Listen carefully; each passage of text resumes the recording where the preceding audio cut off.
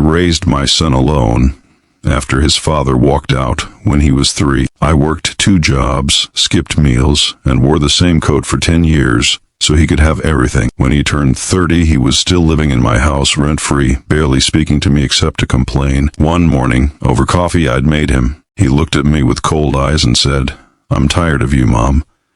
You're suffocating me." Those words didn't just hurt, they shattered something I'd been holding together for decades. I realized I'd been so busy being his mother that I forgot to be myself. That night, I made a decision that terrified me. I contacted a realtor, listed the house, and didn't tell him.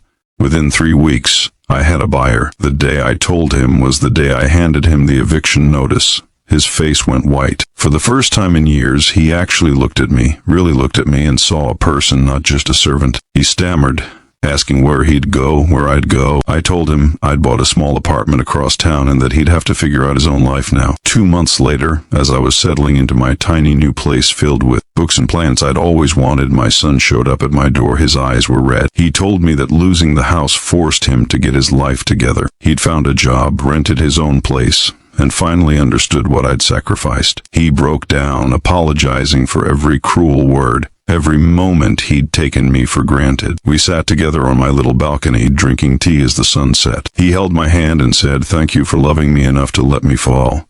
Sometimes the greatest act of love isn't holding on. It's knowing when to let go, even when it breaks your heart."